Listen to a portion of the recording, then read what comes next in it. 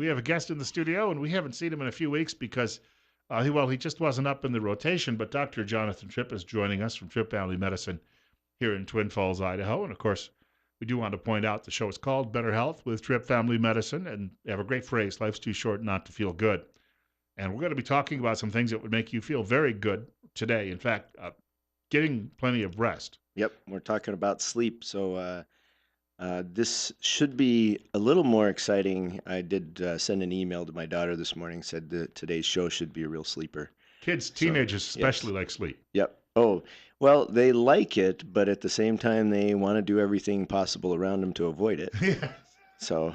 I was that way at age 5, so I understand if you don't want to miss something, you try to stay up. But what we've learned more and more since about the 90s that not having sleep or short-term sleep really isn't enough and does cause a lot of troubles where, prior to that time, some of the research that was done that we now consider kind of poor research that said, you accommodate, you'll be fine, just, work through and your body will adjust. And the answer is your body does adjust, but at a deficit and at a cost.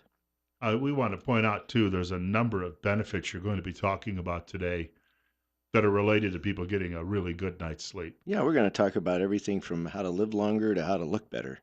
So that's if taking care of your physical body, meaning your organs, isn't enough, we can tell you that if you become sleep deprived, you're going to look older, and that cosmetic side is one that promotes or motivates a lot of people. I was told a few years ago when I got prescribed for CPAP that a number of things it will do. It'll help with blood pressure, but it will also help regulate your sleep to the point where it'll even make it easier to control your weight levels and things like that.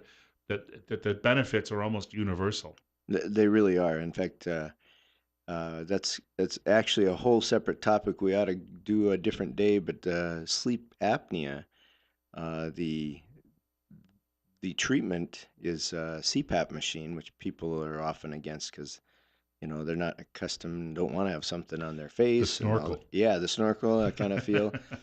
But the truth is every part of your body benefits from it. It's not just you feel more rested. That's the initial understanding, but everything from blood pressure to heart to decreasing strokes, just how you perform mentally and physically. Yeah, getting sleep apnea figured out is a big deal. So please contact our office if you have a lot of snoring or you stop breathing.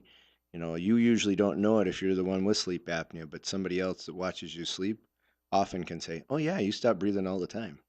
I had a friend who actually his wife didn't like the whole apparatus and thought it was noisy, but he lost 40 pounds and all of a sudden his snoring stopped. So there can be certain things that so he was able to turn in the machine at that point. That's awesome. That is, I will say, more the exception than the rule, but I do try to give patients hope that if we drop the weight, you might lose your sleep apnea because it is a weight related problem most of the time.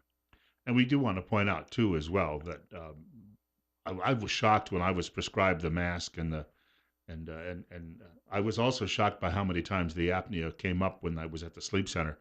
But I went to church and I started talking after church with people about it, and how many people I went to church with are also using CPAP. Yeah, no, it's more common than you think. You're not the only one out there. In fact, the machines themselves have become much more sophisticated, more tolerable, and a lot quieter. I from 10 years ago where they were pretty noisy. Now they're basically small white noise in the background. So I wouldn't let that deter you. But let me tell you a little bit about sleep benefits.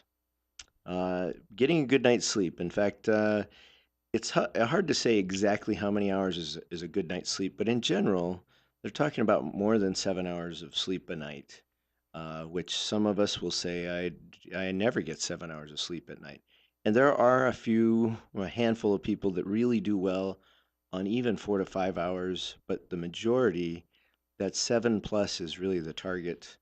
Um, I know my personal experience, I can get by on a lot less. Going through residency, I got by on way less than you want to admit to. In fact, when I would get 5 hours of straight sleep, I was like a new man. And so, to say 7 hours is the minimum, I I got 7 hours last night. I feel great. It's one of my better days.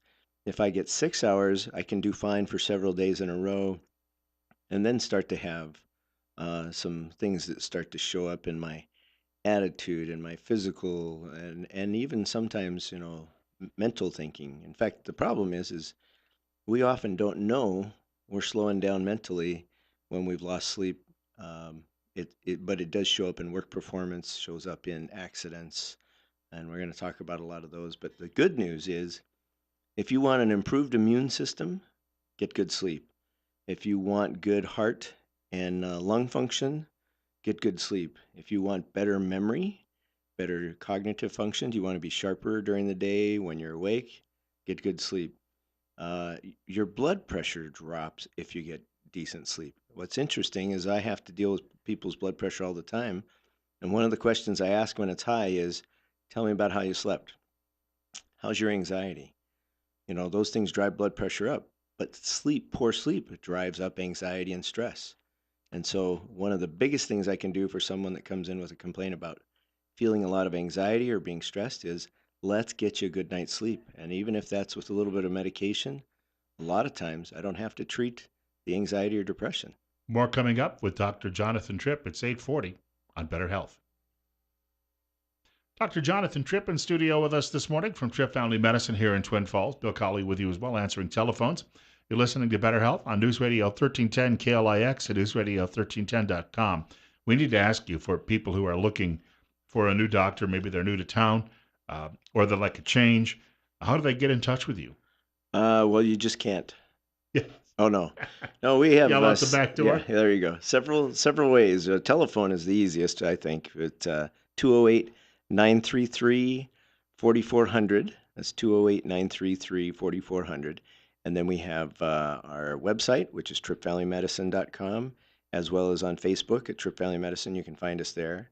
And we're located across from the post office, north side of town on Fillmore. Straight across from their entrance is our building, so that's an easy way to just walk in to set an appointment. We'd love to have that.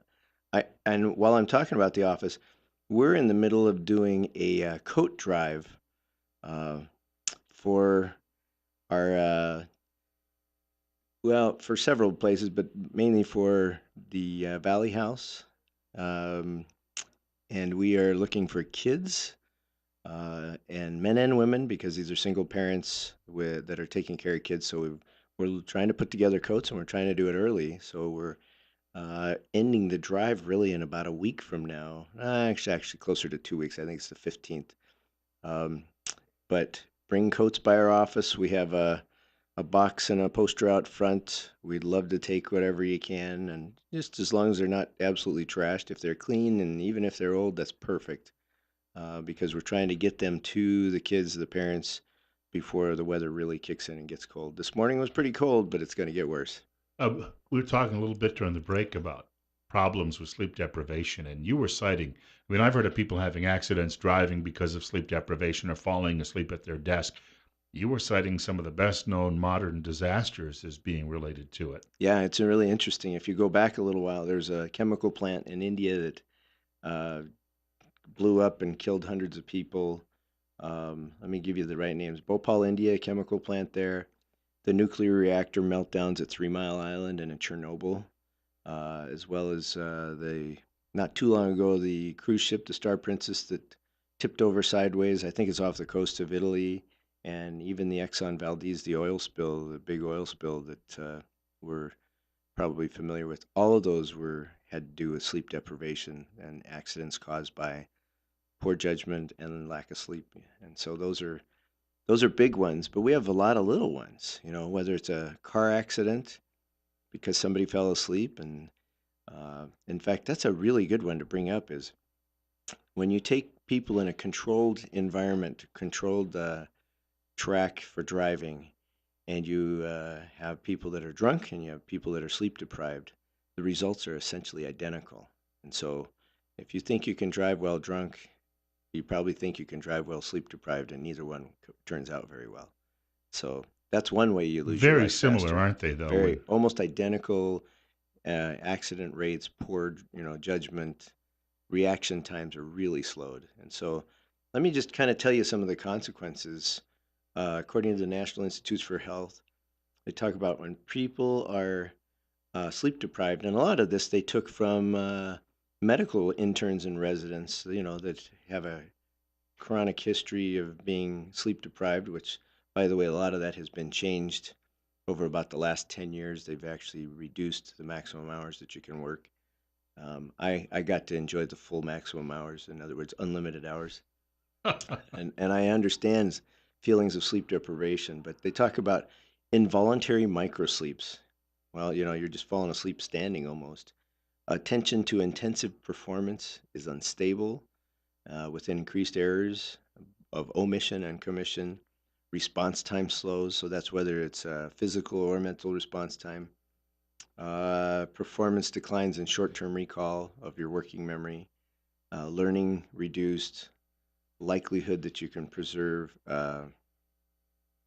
or create a solution is really down. So, I mean, these sound like big words and they're coming out of National Institutes for Health, but what they say, there's compensatory efforts to remain behaviorally effective are increased. Well, what do they mean? They mean they're talking about stimulants. They're talking about my dad he suffered from sleep apnea, and he'd be driving along biting his finger to maintain, to try to maintain alertness. And so that's a compensatory effort. Um, the tasks that you do that usually are done well deteriorate, and they're not as well performed. So if you're doing accounting, guess what? It's not going to go as well. If you're driving a forklift, that's not going to go as well, and accidents are much more likely. And the person you're doing the accounting for is probably not going to be really happy with the outcome of things that just don't go well, or it's going to take you a lot longer to figure it out because your brain's not functioning as well. So that's National Institutes for Health. I pulled up another one that is titled 10 Frightening Costs of Sleep Loss. And I thought this would be great, especially here's my cosmetic one: accelerated skin aging. Who would think that just not getting enough sleep makes you look older? Well, anybody you see bags under their eyes, you understand that. But 2013, this is research from Case Medical Center, and they talk about they used premenopausal women ages 30 to 49. Half of them are determined to have poor sleep quality, and based on the average amount of sleep, um, the researchers found no significant difference between the groups in respect to signs of extrinsic aging, which is like deep wrinkles and freckles, primarily attributable to sun exposure. But they did find significant difference in what they call intrinsic aging: fine lines, uneven pigmentation, slacking skin, reduced elasticity. So if you want to look old before your time, stay up. There are a lot of people, and even in the medical professions, I know nurses who they get asked to stay a second shift because someone is sick and someone didn't show up. They have all these issues, so their days get very long, and so it still happens there because I have a friend who works in a rehab center, another works in a nursing home, and they are constantly sleep deprived.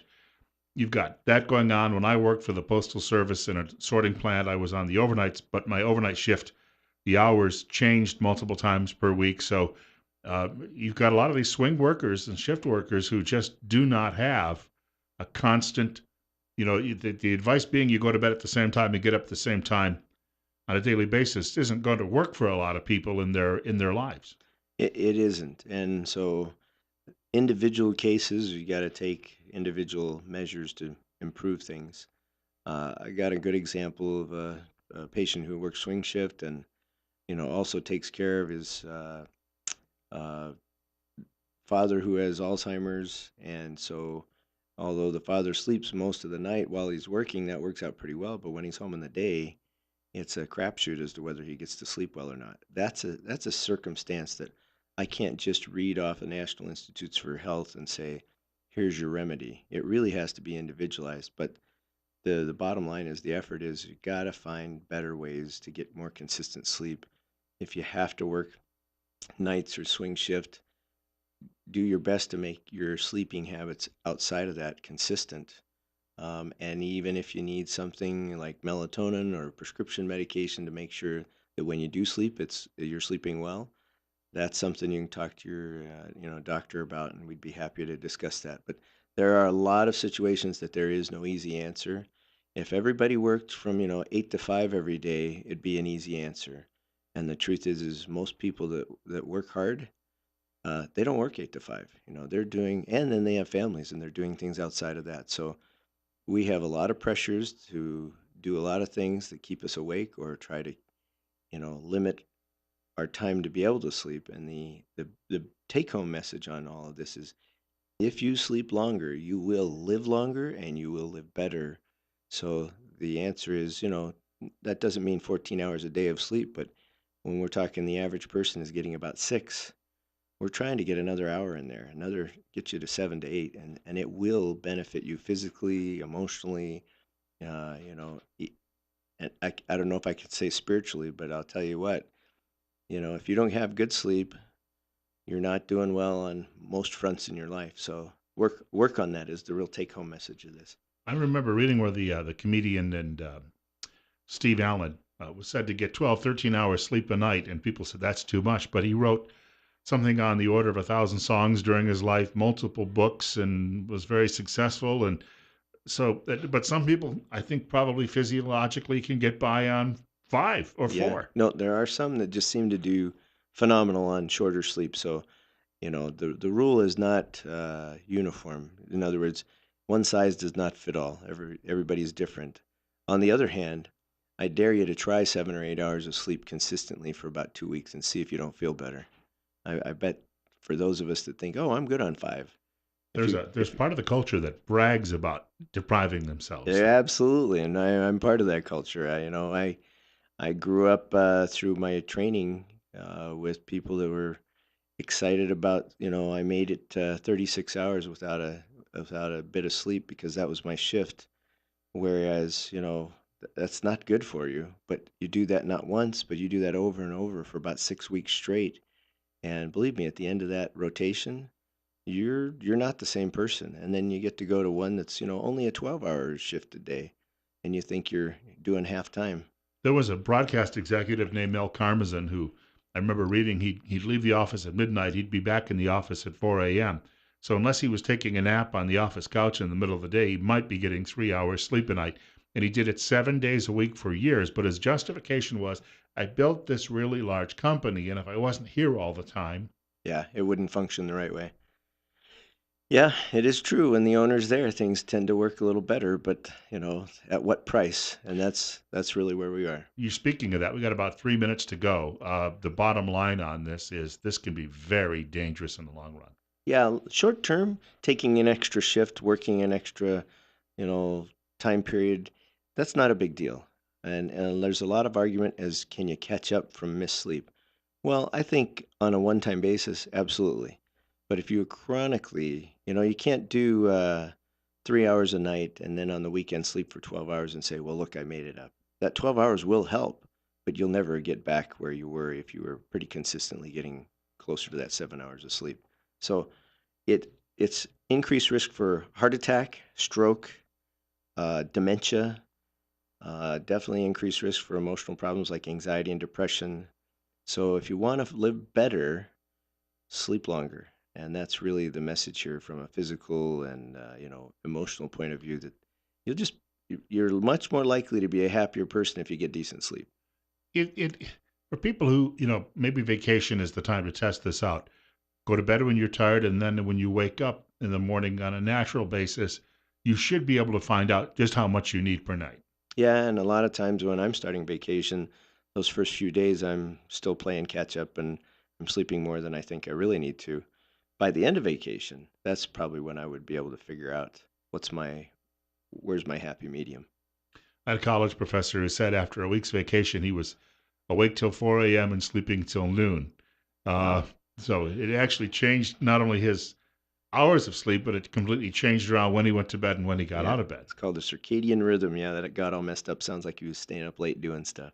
Yes. Having fun because he had time off. Yeah, then you have when you come back to work, you've got to deal with all of that. Well, we'd Hey, love to talk to anybody who needs to talk about this. A reminder on the coat drive, kids, adults, anything you have would be helpful because they're going to people who need them.